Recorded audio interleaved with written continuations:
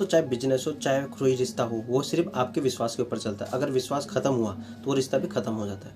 ऐसे जो मैं मामला आपको बता रहा हूँ, ये महाराष्ट्र का। यहाँ पे मनीषा नाम की एक औरत होती है जिसकी एज 32 साल होती है, और उसका हस्बैंड जिसका नाम राहुल होता है, उसकी उम्र 35 साल होती है। राहुल एक इलेक्ट्रिशियन होता है। वो अपने काम के सिलसिले में कतर गया होता है और वहीं पर वो रहता है, और 2 साल के बाद वो अपने घर पर वापस आता है। तो जैसे वो अपने घर पर आता है तो उसकी बीवी उसको देख के शॉक हो जाती है, और जैसे वो दीवार की तरफ देखता है तो उनकी जो मैरिज की जो फोटो होती है वो भी वहाँ पर नहीं होती। वो अपनी वाइफ से पूछता है इसके बारे में, तो वो बोलती है गिर के टूट गई है और उसने उसको सही करने के लिए दिया है। लेकिन वो सोच में पड़ जाता है कि पहले उसकी वाइफ ने उसके साथ ऐसा व्यवहार नहीं किया, अचानक से ऐसा व्यवहार उसके साथ में क्यों करने लग रही है। जैसी रात होती है वो उसके पास जाने की कोशिश करता है, लेकिन वो उसको धक्का दे देती है और बोलती है कि मेरी तबीयत अभी खराब है, तो वो उसको भी नकार देता है। फिर अगले दिन जैसे वो खाना बना रही थी तो वो देखता है कि वो फ़ोन पर देखकर और कुछ मैसेज देखकर हंस रही होती है, और रात के टाइम तो बड़ी नखरे कर रही होती है कि उसकी तबीयत खराब है।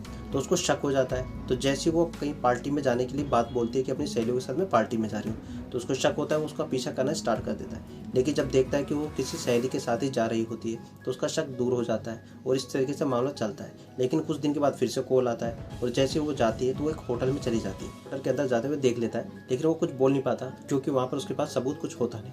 लेकिन दोबारा जब वो जाने की बात करती है तो वो कुछ भी नहीं बोलता, और उससे पहले जाकर उस होटल वाले से बात करता है, उसको सारी चीज़ें अपनी हकीकत बता देता है, और उसको एक पेन देता है और उसको पेन स्टैंड पर रखने के लिए बोल देता है, और उसके अंदर कैमरा होता है। लेकिन जैसे वो चली जाती है वहाँ से, तो सारी की सारी फुटेज उस पेन के अंदर आ जाती है।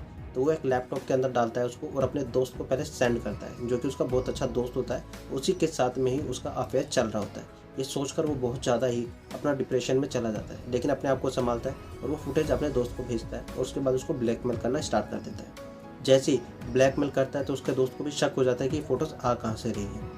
उसको पता चल जाता है, तो वो जाता है और उसको जैसे पैसे देता है, तो पैसे देने के बाद वो आता है पीछे से और उसको पकड़ लेता है। बोलता है कि तू मेरा दोस्त होकर मुझे ही ब्लैकमेल कर रहा है। तो उसके बाद बोलता है कि जो तूने मेरी वाइफ के साथ में किया, क्या क्या वो सही है? कि तू मेरे को अपना दोस्त बोलता है, तो तूने मेरी वाइफ के साथ में ऐसा क्यों किया, इतना खराब काम?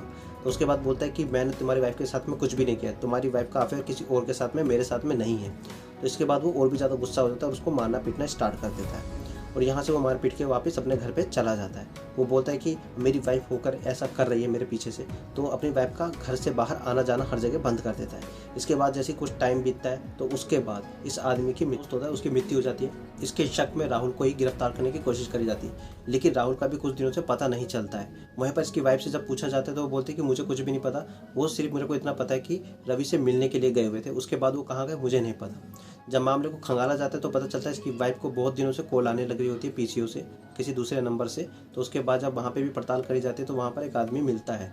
उसको जब पकड़ा जाता है तो सारा का सारा जो मामला होता है वो खुल जाता है। दरअसल मामला कुछ ऐसा होता है कि इसकी वाइफ को इसका हस्बैंड पैसे देता है 10 लाख रुपए, और उससे बोलता है घर खरीदने के लिए, उसकी डाउन पेमेंट करने के लिए। तो ये भी मान जाती है। जैसे ही जाती है वहाँ पर घर देखने के लिए, तो जिससे बिल्डर से जाती है उसी के साथ में इसका अफेयर शुरू हो जाता है। तो उनके बाद में कुछ ऐसी बढ़ जाती है कि समीर को पता चल जाता है, सॉरी, जो इसका दोस्त होता है रवि, उसको पता चल जाता है कि इन दोनों का कुछ अफेयर चलने लग रहा है। तो इसी का फ़ायदा उठाकर वो उसकी वाइफ के साथ, यानी अपने दोस्त की जो वाइफ होती है राहुल की वाइफ के साथ में ही गलत काम करना स्टार्ट हो जाता है। तो यहाँ से वो भी फंस जाता है। लेकिन ये सब जब मामला खुलता है और राहुल को सारी चीज़ें धीरे धीरे पता चलना स्टार्ट हो जाती है, और 10 लाख रुपए की वो मांग करता है, तो वो बोलती है कि वो मेरे पास तो है ही नहीं, वो ऐसा ऐसा हो गया।